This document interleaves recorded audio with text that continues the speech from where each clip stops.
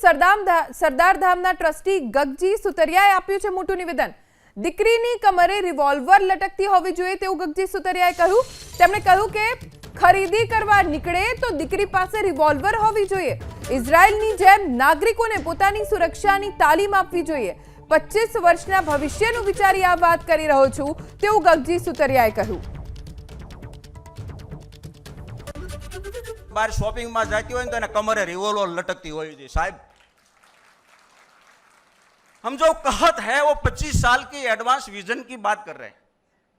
Israel एवं रीते develop by टक्कर ले शा माटे एक एक व्यक्ति ट्रेनिंग लीधेली डिफेन्स ने एक एक व्यक्ति આપણે જોઈ રહ્યા છીએ। બાંગ્લાદેશ જોઈ રહ્યા છીએ, પાકિસ્તાન ઓલી બાજુ વિષયાંતર નથી કરવું, ટૂંકી જ વાત કરી, બધું જોઈ રહ્યા છીએ અને અંદર હું હાલી રહ્યું છે દેશમાં એ બધું જોઈ રહ્યા છીએ। આ બધાને કેન્દ્રમાં રાખી અને ફરજિયાત લશ્કરની તાલીમ આપવી જોઈએ। અહીંયા આપણી દીકરીઓને લાઠીની તાલીમ અને તલવારબાજીની તાલીમ આપવામાં આવે છે। આપ સૌની જાણકારી સ્વરક્ષણ માટે ગગજી સુતરિયાએ પહેલી વખત આવું નિવેદન નથી આપ્યું। વર્ષ 2023માં નવેમ્બર મહિનામાં પણ ગગજી સુતરિયા આ પ્રકારનું નિવેદન આપી ચૂક્યા છે। શું કહ્યું હતું તેમણે એ સંભળાવીએ। कि यहूदी समाज पासेथी मात्र पाटीदार नहीं समग्र भारते शीखवा जेवुं छे कि आपणी दीकरीओ शॉपिंग में जाती होय तो बाजू में रिवॉल्वर लटकती होवी जोईए, लाइसेंस वाली।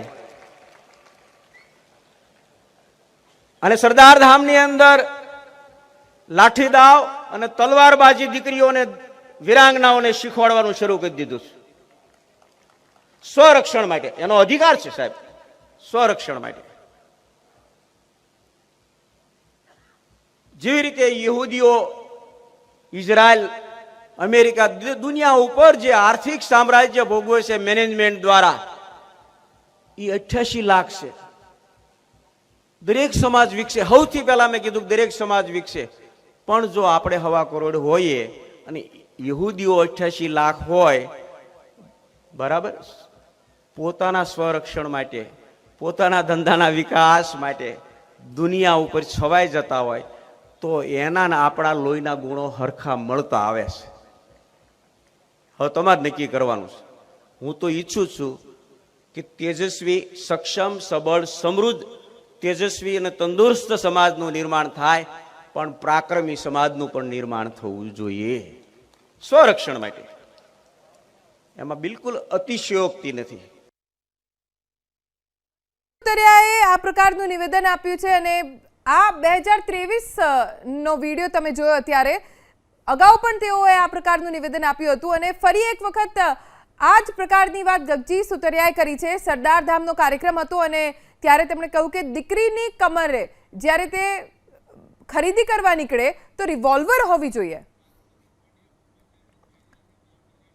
મહિલા બાળ કલ્યાણ આયોગના પૂર્વ ચેરમેન જાગૃતિબેન પંડ્યા અત્યારે આપણી સાથે જોડાઈ ગયા છે।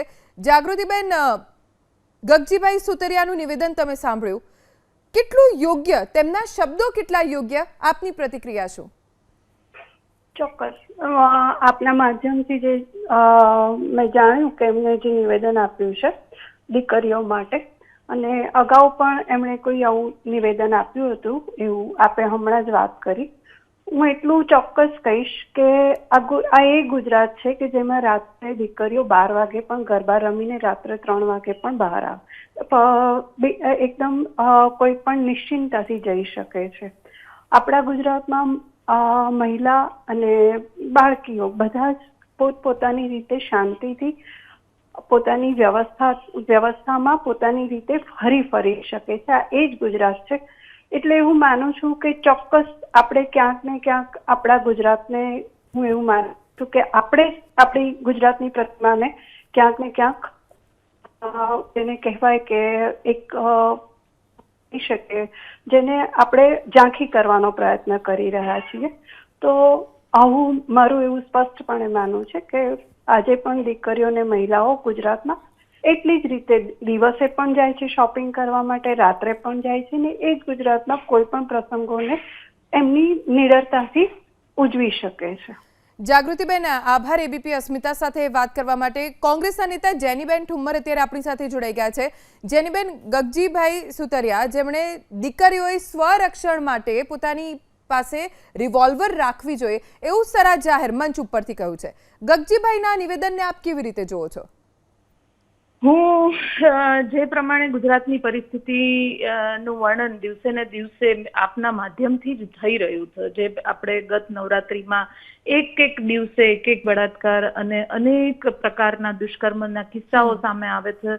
અમુક એવા પરિવારની દીકરીઓ પણ છે કે જેમના સંપર્કમાં હું જાતે આવેલી છું અને એ લોકો પોતાની ફરિયાદ પણ દુષ્કર્મની નોંધાવી નથી શકતા, કારણ કે સામેવાળાનું જોર એટલું બધું વધતું જાય છે. સામેવાળા ઇન ધ સેન્સ કે ભારતીય જનતા પાર્ટીને લગતા કાર્યકરો ક્યાંય પણ હોય, ક્યાં તો એના માણસો હોય, તો કોઈ પણ પ્રકારના ગુનાઓ હોય તો થોડેક આનાકાની તો કરે જ છે.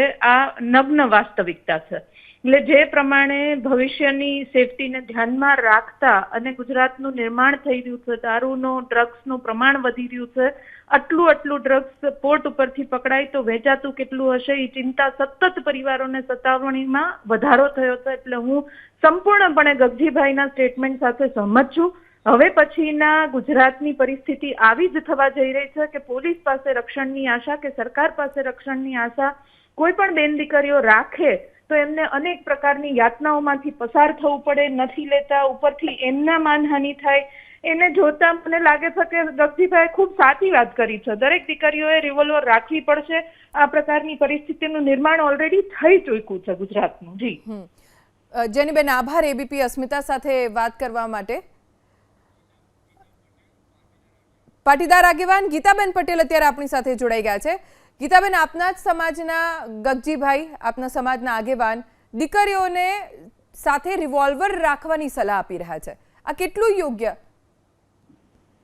સમાજના મંચ પરથી સમાજના આગેવાને બહુ મોડા સ્ટેટમેન્ટ આપ્યું, પણ પહેલાનો સમય હતો જ્યારે મહિલાઓના કમર પર કમરબંધ અને જુડા લાગતા હતા અને કમર પર ચાવીઓ લટકાડતા હતા. અને હવે સમય એવો આવી ગયો છે કે ખરેખર એ જુડાઓ સાઈડમાં મૂકીને મહિલાઓએ કમરમાં રિવોલ્વર રાખવાનો સમય આવી ગયો છે.